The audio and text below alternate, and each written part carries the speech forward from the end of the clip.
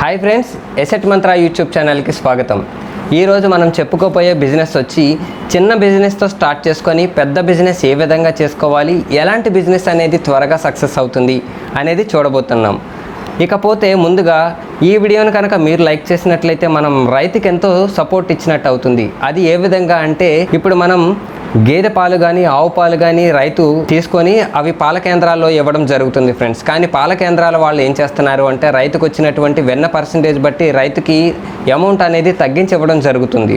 So రైతుకి profits కూడా రావట్లేదు ఫ్రెండ్స్. అలాంటిది మనం ఈ పాల బిజినెస్ అనేది మనం స్టార్ట్ చేసిన తర్వాత కేవలం రైతు దగ్గర నుంచి మాత్రమే మనం కొన్నట్లయితే పాల కేంద్రం వాళ్ళు ఇచ్చిన రేటు కన్నా మనం ఒక 2-3 రూపాయలు ఎక్స్ట్రా ఇచ్చినట్లయితే రైతు కూడా చాలా హ్యాపీగా ఉంటారు, మన బిజినెస్ కూడా చాలా హ్యాపీగా సపోర్ట్ చేస్తారు రైతు. సరే, ఇప్పుడు యాక్చువల్గా మన బిజినెస్ ప్లాన్ ఏంటి చూద్దాం ఫ్రెండ్స్. యాక్చువల్గా మీ దగ్గర చిన్న షాప్ అనేది ఏదైనా ఉన్నా సరే ఈ షాప్ అనేది అరేంజ్ చేసుకోవచ్చు, వేలల్లో ఆదాయం అనేది సంపాదించవచ్చు.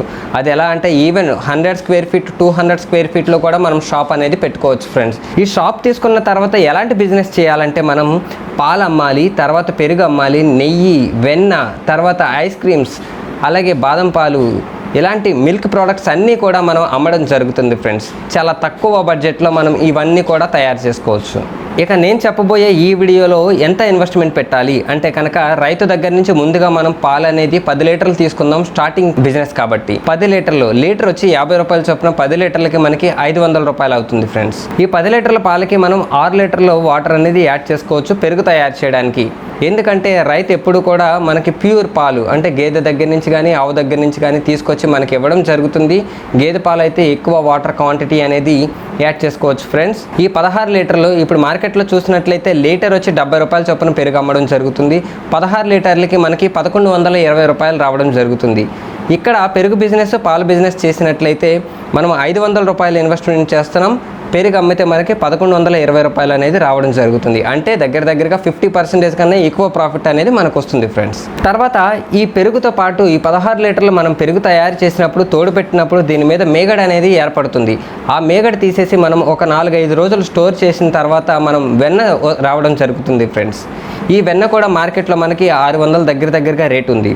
ఈ తర్వాత ఈ తయారు చేసిన వెన్న కూడా అమ్ముకోవచ్చు. దీంతో పాటు మనం కరిగించినట్లయితే నెయ్యి రావడం జరుగుతుంది.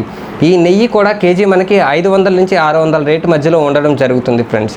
ఎందుకంటే ఇప్పుడు ప్రజెంట్ అందరూ కూడా రెడీమేడ్కి వెళ్ళే దగ్గర కన్నా ఇలాంటి పాల కేంద్రాల దగ్గర కానీ లేకపోతే సొంతంగా అమ్ముతున్నారో వాళ్ళ దగ్గర కొనడం అనేది మనం చూస్తూనే ఉన్నాం, ఎంత డిమాండ్ కూడా ఉందో. అలాగే ఈ బిజినెస్ అనేది మనకి 365 డేస్ కంటిన్యూస్గా జరిగే బిజినెస్. ముఖ్యంగా ఫెస్టివల్స్ వస్తే కనుక మరింత బిజినెస్ అనేది జరుగుతుంది ఫ్రెండ్స్. ఎందుకంటారా, పిండి వంటలు చేస్తారు, సున్నుండలు చేస్తారు, అన్నిట్లోనూ నెయ్యి కావాలి కాబట్టి ఈ బిజినెస్ అనేది మంచిగా అభివృద్ధి చెందుతుంది. ఇకపోతే వీటితో పాటుగా మనం కోవా స్వీట్స్ అని లేకపోతే పాల ఉత్పత్తులతో తయారు చేసినటువంటి కోవా ఐటమ్స్ అన్నీ కూడా తయారు చేసుకోవచ్చు. అలాగే మనం సపరేట్గా కొంచెం స్పేస్ ఉందనుకోండి ఫ్రెండ్స్, మనం బాదం పాలు లేకపోతే స్ట్రాబెర్రీకి పాల ఉత్పత్తులతో తయారు చేసినటువంటి ఫ్లేవర్స్ అన్నీ కూడా పెట్టుకోవచ్చు. అదేవిధంగా ఐస్ క్రీమ్స్ కూడా తయారు చేసుకోవచ్చు ఫ్రెండ్స్. లేకపోతే హోల్సేలర్స్ ఎవరైతే ఉంటారో వాళ్ళతో మనం కాంట్రాక్ట్ అనేది మాట్లాడుకొని ఐస్ క్రీమ్స్ ఉత్పత్తి అనేది తయారు చేసి కుల్ఫీ లాంటివి వాళ్ళకి మనం ఎక్స్పోర్ట్ చేయొచ్చు. అదేవిధంగా మిల్క్ షేక్స్. ఇక ఇన్వెస్ట్మెంట్ చూద్దాం ఫ్రెండ్స్. రూపాయల నుంచి 2 లక్షలు ఇన్వెస్ట్మెంట్ చేసినట్లయితే మన షాప్కి అలాగే ఇంటీరియర్ డెకరేషన్కి చేసినట్లయితే సరిపోతుంది. 1 టైం ఇన్వెస్ట్మెంట్ కింద ఉంటుంది. అలాగే ఇనీషియల్గా మన దగ్గర డబ్బులు లేనప్పుడు మనకి షామియానా వాళ్ళు రెంట్ మీద ఇస్తారు. ఈ బౌల్స్ కానీ లేకపోతే స్టవ్లు కానీ అలాంటివి 1 మంత్ ఇలా మెయింటెనెన్స్ చేయండి ఫ్రెండ్స్. ఎప్పుడైతే మన బిజినెస్ అనేది డెవలప్ అవుతుందో ఆటోమేటిక్గా మనకు వచ్చినటువంటి ప్రాఫిట్నే ఇన్వెస్ట్మెంట్గా మార్చుకొని మనం కొత్తగా ఆ బౌల్స్ పాలు కాయడానికి బౌల్ కానీ లేకపోతే స్టవ్ కానీ గ్యాస్ కానీ ప్రతిదీ మన ఓన్ ఇన్వెస్ట్మెంట్తో కొనుక్కోవచ్చు. సీసీటీవీ కెమెరా మాత్రం కంపల్సరీ మనం పెట్టుకోవాలి ఫ్రెండ్స్. ఎందుకంటే ఎవరు మిస్టేక్స్ చేస్తారో ఎప్పుడూ కూడా మనం చెప్పుకోలేము కాబట్టి అది ఎంతో ఉండదు. 1500 నుంచి 2000లో మంచి సీసీటీవీ కెమెరా రావడం జరుగుతుంది.